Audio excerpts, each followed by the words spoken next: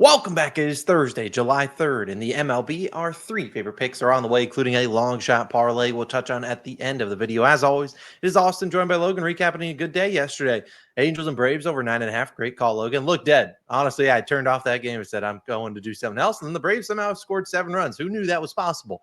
Hunter Brown, colleged up, got the under-earned runs. Twins Marlins had so many chances. If we aren't running back the over, but if you want a free pick, today's over definitely smacks. But hey, Logan, we'll take a 2-in-1 day. Let's keep the line moving today with another big winning day for you all. A reminder, thank you as always for tuning in. Drop a like, subscribe if you're new. We'll talk about a long shot parlay at the end of the video that we're playing for just a little bit of a sprinkle. It's a shorter slate. Tomorrow, a lot of games on, so make sure you're tapped in because there's a lot of early games on for the 4th of July, but we'll see you guys tomorrow then. Logan, I'm going to let you lead things off. You've been dialed in. You got a team total today. Where are we going?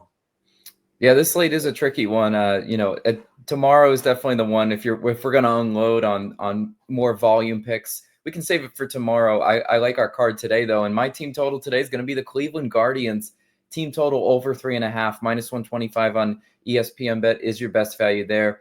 Now again, my philosophy when picking team totals, I really do like taking team totals at 3.5. Asking a team to get 4 with a guaranteed 9 innings of at bats is not that big of an ask. I love the Guardians to be competitive in this game, too. I think their money line is worth a shot, like a sprinkle. But rather than come on here and take the Guardians who've lost 6 straight games, I'm not going to do that because that's just like, just trying to throw darts. I still think they're competitive in this game, and I love their matchup, versus Cade Horton. But again, if you want to take them on the money line, I respect that. It's just I think they need at least 4 runs to even really stand a chance in this one. If you look at just an interesting stat I pulled, Austin and I talked about Guardians versus lefties. They're just so bad. They're 7-18 record-wise against the left-handed pitching starter. Against the righty, they're 33-25. So again, they're a respectable team against righties. They just are abysmal versus lefties. Good news for the Guardians today. They face a righty in Cade Horton. This is the first righty they've faced since Miles Michaelis on Saturday when we had that over. You guys remember that was a no sweat over. The Guardians put up 6 runs in that game. On a 6-game losing streak, the losing has to come to a stop eventually. It's a law of averages play again, though. If you want to try to predict when the Guardians break that losing streak, you are throwing darts.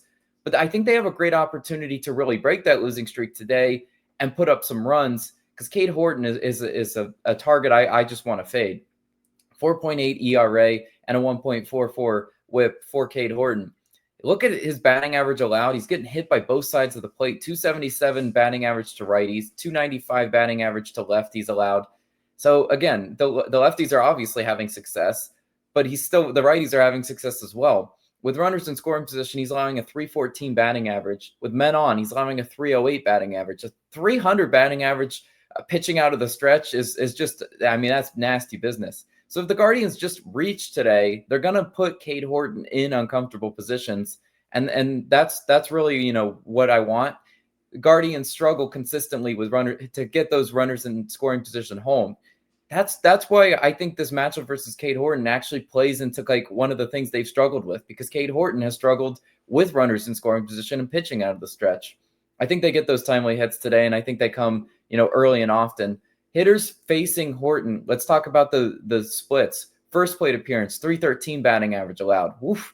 Second plate appearance, he does get a little bit better, 233 batting average allowed. But third plate appearance, 351. So he's kind of all over the place. He's still in 2 of those splits allowing over a 300 batting average. So you bet your anything that I will fade Cade Horton today. Look at his game log. He's just allowing a ton of hits. Over the last 2 weeks, though, Cubs 9th in bullpen ERA. So definitely a more top of the line bullpen that the Guardians will face. But I still think they're going to have multiple chances against Cade Horton to really only need maybe 1 or 2 runs in the bullpen, which yesterday they did score, in the later innings and against the Cubs bullpen. Again, I think the bulk of the damage is going to be done against Cade Horton. And I think they cashed that team total for us. Love that as my favorite pick of the day. But Austin, you got a first 5 pick. Where are you going? Yeah, Logan, I love the pick on the Guardians. They've been a little bit cold recently, but seeing a righty, got a lot of lefties in there. Let's hope they can tag them. And heck, they scored 4 yesterday, and that was on a lefty. Let's hope they can get the job done. I have a first 5 pick, and then we'll get into a long shot parlay. I love this first 5 pick. It feels very similar to the one I did with the Marlins and D-backs first 5 under. There were tons of runs early in that series. Marlins D-backs a few days ago, and we took the first 5 under. It was a snooze fest. Kind of fits the same mold as this one because it's Yankees-Blue Jays under 4.5 in the first 5, minus 105 on the Bet365. Yeah, I mean, if you've been backing some unders in the series so far, you've been getting absolutely torched. The first game had 9 runs, the next 2 had like 17 each. There's been tons of runs in this series, but eventually there's going to be a quiet game, and it could be the getaway game where you have the Yankees traveling back home to face the Mets tomorrow. Well, traveling to Citi Field, they're technically on the road, and the Blue Jays still technically stay at home, but again, I think this is a slower starting one, and I love the pitching. You never take lefties against the Blue Jays. They always are the Blue Jays tag lefties. We saw them with Rodon, saw them with Max Fried. Yesterday, the righty Will Warren, he can't find the zone on the road. He sucks.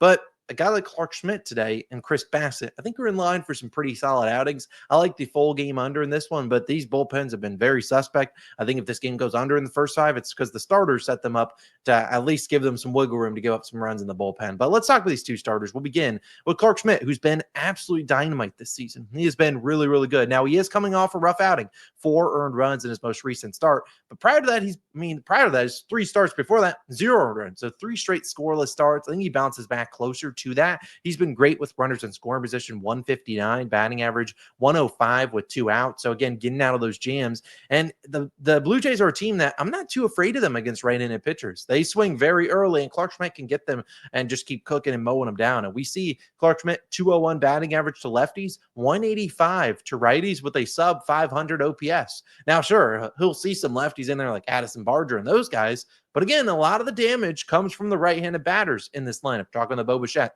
Vladimir Guerrero Jr., George Springer, who's been hot recently. Again, he's throwing really well against those guys. He's seen the Blue Jays once in each of the last 2 seasons, gone out there and gave up 2 and 1 earned run. We can live with something like that. And I certainly think he can pitch pretty well. Chris Bassett, we need him to lock in because Chris Bassett can sometimes be all over the place, but I like to trust Chris Bassett in Toronto at home. On the road, the man sucks, 6.38 ERA, and he did see the Yankees earlier this season at Yankee Stadium give up 4. But prior to that start, he's been really good against the Yankees. His previous 4 starts versus the Yankees, 0, 0, 1, and 0 earned runs. And as I said, Bassett, much better at home, 2.60 ERA at home. So again, if you're going to trust Chris Bassett, it's at home. It's not on the road. It can't seem to pitch there. I just think these 2 pitchers can go out there and wheel and deal. At home with runners in scoring position, Chris Bassett, 227 batting average allowed, drops to 196 with 2 outs. Again, when these 2 offenses have been putting up runs, it's been with getting the timely hits like they did yesterday. I don't see that happening today. I think it's a slower start game. I like the under at 4.5 in the first 5. I think this is certainly a winner, and I think that we'll see this one come home. So Blue Jays, Yankees, under 4.5 in the first 5, a 1-unit play. Our only other 1-unit play is Logan's Guardians team total over 3.5. But Logan, we have a long shot parlay. I'll let you touch on whatever legs you want to touch on, and then I'll touch on the ones you left out. But we're playing this for a little 0.1 unit. I'll let you touch on a couple of these legs. Yeah, I do like this as a little long shot using FanDuel for this one. Let's talk about it. I mean, Guardians over 3.5 gave you the whole spiel on that one. Obviously, if I like it as a straight bet, I like it in a parlay as well. And it's also Stephen Kwan, a hitter that we love / hate. Yesterday, hitless. Today, I told you, Cade Horton, terrible against lefties. Love him to get a hit today. Then we have Christian Walker too. Christian Walker has great splits against Kyle Freeland. And I think he's definitely in line for 2 bases. Austin, do you want to finish out those last 2?